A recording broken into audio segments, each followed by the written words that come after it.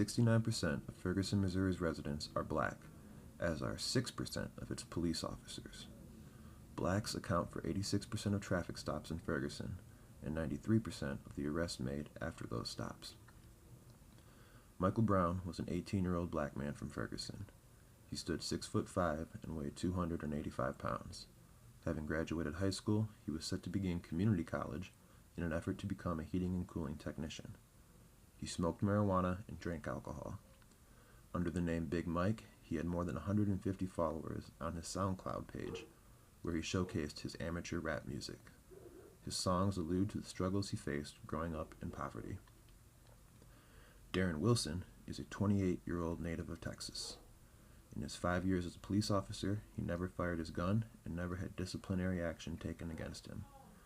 He served his first 2 years on the force in Jennings, Missouri, until his entire department was disbanded because of racial tensions. The St. Louis County Police took their place. Wilson was given the chance to reapply for his job, but opted instead to leave Jennings for the nearby Ferguson Police Department.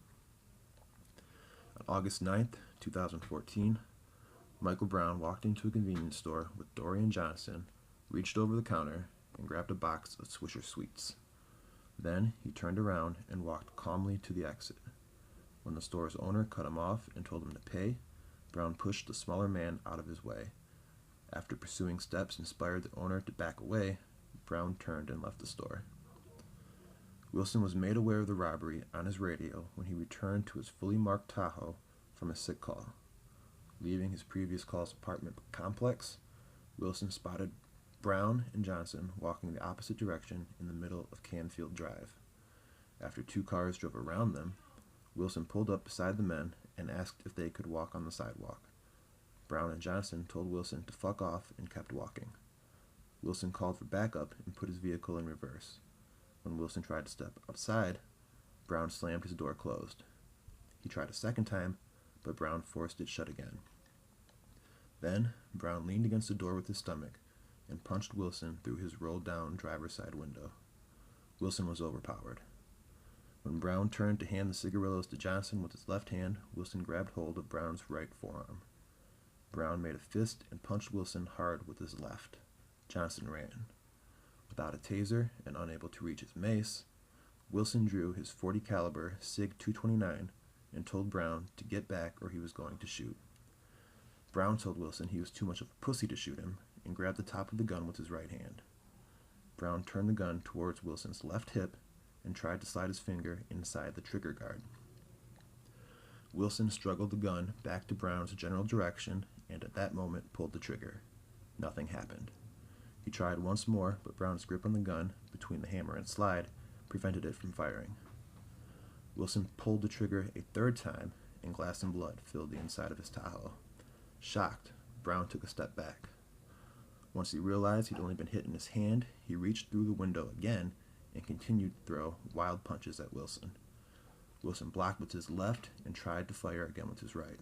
Again, nothing happened. Thinking his gun was jammed, Wilson took the slide and cleared the chamber. Then he successfully fired a second shot. When Wilson turned to look, Brown was running away from his vehicle. He tried to radio for backup, but it had unknowingly been switched to a different channel during the struggle. Wilson exited his vehicle and chased Brown down Canfield. He yelled at Brown to stop and get on the ground. With 20 feet between them, Brown stopped, but rather than get on the ground, he turned to face Wilson with an expression of intense anger. Brown reached into his waistband and charged. Wilson backed up and again ordered Brown to stop and get on the ground. When he didn't, Wilson fired multiple shots. He paused. He again ordered Brown to stop and get on the ground. But despite at least one additional bullet wound, Brown continued his charge. Wilson fired another round of shots and again connected at least once. Brown never broke stride. Just 10 feet from his target, Brown lowered his shoulder to tackle Wilson. It was then that Wilson sent a third and final round of shots through the top of Brown's head. Brown lost consciousness immediately and fell to the ground. 1 minute and 12 shots after Wilson asked Brown to walk on the sidewalk, Brown lay dead on Canfield Drive. He was unarmed. Wilson shot Brown a total of 6 times, 4 in his chest and right arm, and twice in his head. Wilson sustained mere bruises. Brown's body would lie in the road for another 4 hours before it was removed.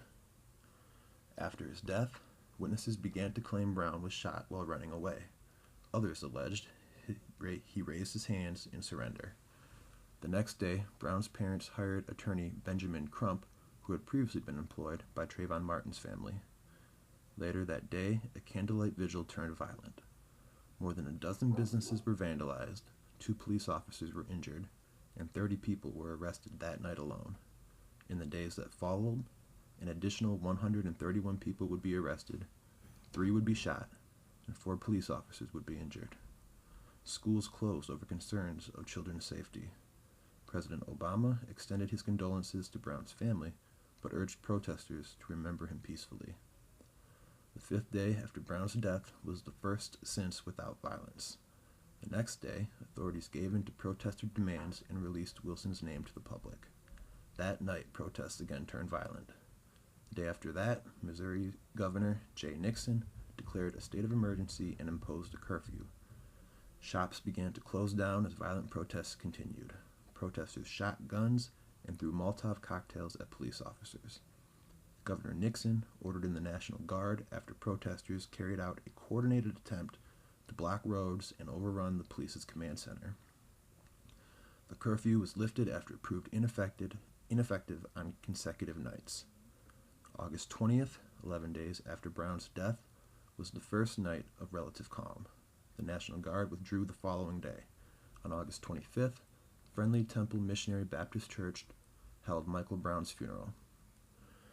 Monday, November 24th, St. Louis County Prosecutor Robert McCullough announced the grand jury's decision not to indict Darren Wilson for the shooting death of Michael Brown.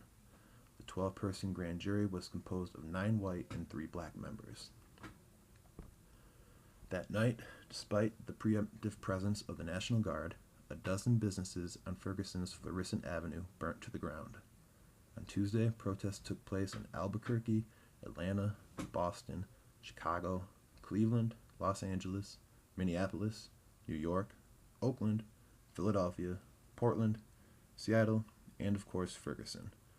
While most were peaceful, rioting broke out in Oakland and Ferguson. Across the nation, hundreds were arrested. Wednesday, protesters in Ferguson stormed City Hall. Despite the release of the evidence presented to the grand jury, the protests and arrests have continued every night since. While the U.S. Justice Department's federal investigation into whether Wilson violated Brown's civil rights is ongoing, Governor Nixon said he would not bring in a special prosecutor to present the case to a new grand jury. Wilson resigned on Saturday, November 29th.